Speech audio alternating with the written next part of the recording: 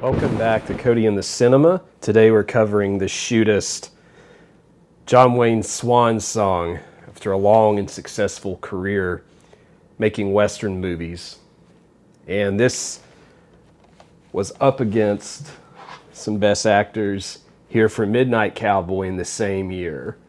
And I want to compare these two briefly because Midnight Cowboy is such a different kind of a cowboy movie than the Shootist, right? Very new style, very old style. And it kind of, for me, indicates what the whole film ends up being about, which is John Wayne, an aging gunfighter who finds out he has cancer very early on, which mimics what was happening in Wayne's real life when he had cancer. And now he has a little bit of time left to do what he can with what he has because of what he's done in his past. And we start off with awesome black and white shots of various parts of John Wayne's career. The name of the character played by Wayne here is John Books. It doesn't matter what his name is. He's playing John Wayne in a swan song of the entire Western genre in his film career.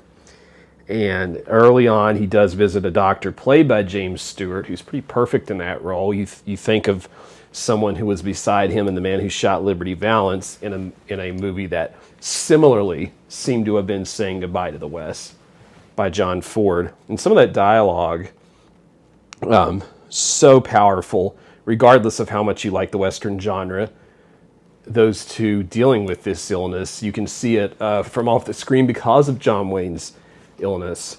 And that piece of film history alone makes the Shootist worth seeing if you haven't. And it should certainly be in your collection if you're an Arrow Video fan. There are plenty of allusions to plenty of Westerns, and they're scattered all throughout. In fact, when Wayne introduces himself to the keeper of the house where he's staying, played by Lauren Bacall, he calls himself, Bill Hickok or some version of that name, who, had been dead at that time. And even that is referenced in an indirect way later in the movie. But and who could have been better alongside John Wayne than Lauren Bacall, right? As if she's waving goodbye to the long-lost film noir, okay? And she has been, at that point, would have been beside Humphrey Bogart how many times in the past? Someone with an equal screen gravity and presence here, standing up to John Wayne. And they go at each other over and over again, and they're very entertaining to watch. And I think of all the actresses who could have been picked to be beside him, I like that they picked someone strong-willed like her. I think it makes the picture a little better. When we watch this movie, so much of the actual battle that the character is having is preserving his dignity as he knows he's dying. He doesn't want to become a story in the newspaper that's embellished. He wants things to be told truthfully and realistically. That's something that I noticed when I was watching this, having seen so many John Ford movies where the music is beautiful.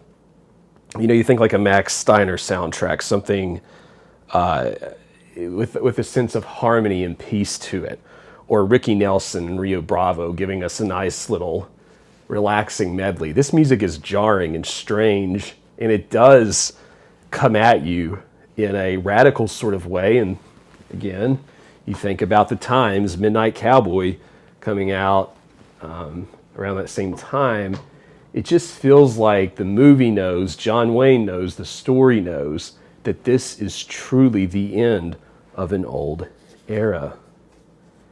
Now, when I was watching, there was at one point, I remember watching John Wayne in one of his two shootouts, and he shoots this guy and hits him in the head.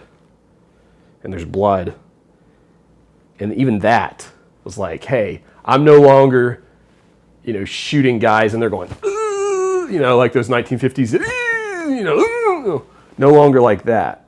What we have that spaghetti Western violence that we see John Wayne trying in his last days to acknowledge, even in the gunfights.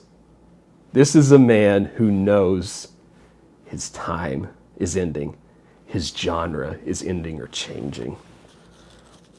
I couldn't help but enjoy the Scatman Crothers scene. He's in a few scenes, but if you remember Scatman Crothers, he is the actor who was leading Danny in The Shining and telling him through the kitchen all the things to watch out for in the hotel.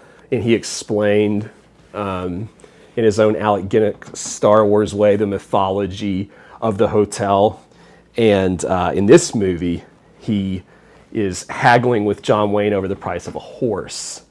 And that horse, Wayne says, well, you're going to make all this money on it because I wrote it. You know, the mythology of the horse, the mythology of the gunfighter who's passing away, you're going to make money on that. So it was interesting watching that piece of the mythology play out. As someone who frequently travels to the West and has gone to, you know, Wild Bill's grave and Calamity Jane's grave in Deadwood, I just kind of appreciated that quite a bit. Now, I really enjoy Ron Howard in this film. I think it's cool the way that he's like the young, up-and-coming filmmaker, up-and-coming actor. The son of Andy Griffith, right in the Andy Griffith Show, is there with like John Wayne. It just makes sense. It works well. Along those lines,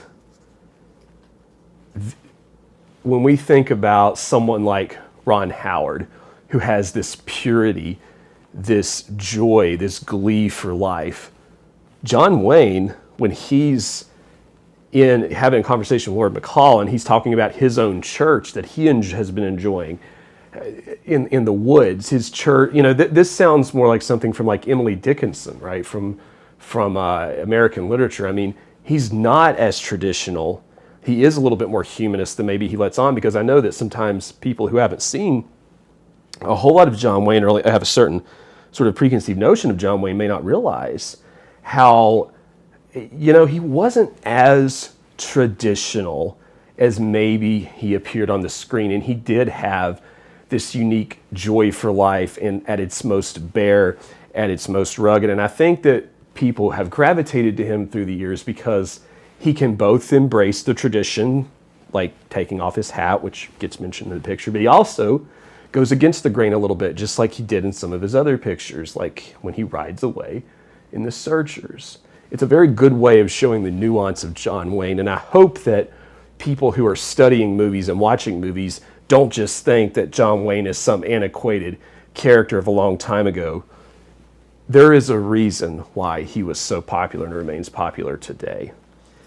I did want to mention that when I was talking about this. Of course, there's a good scene where he's discussing some metrics of the funeral with John Carradine, who he starred with in Stagecoach, and actually this was his breakout role, and the breakout role for Westerns being Serious Pictures. But I found this in Fort Cody in Nebraska on my recent road trip, and I just thought I'd throw this up here on the channel while I was discussing it. I had never seen this poster before, and what a great way to incorporate a small role from John Carradine, right, to make him the Undertaker before the final shootout, which is very good.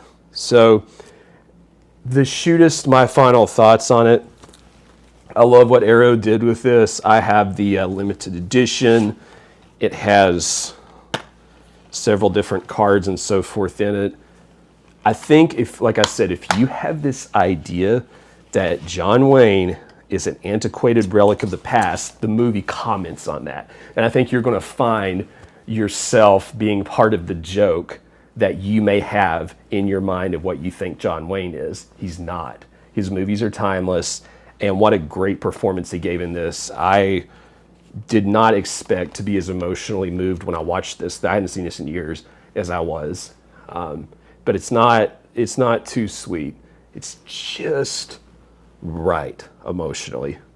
Good stuff. Mostly, I think this is one of his better Westerns. So those are some thoughts I had, just kind of comparing this to other movies that I've seen. What are your thoughts on The Shootist or any other John Wayne movie for that matter? My favorite, of course, is The Searchers. Let me know in the comments below, and we'll see you next time on Cody in the Cinema.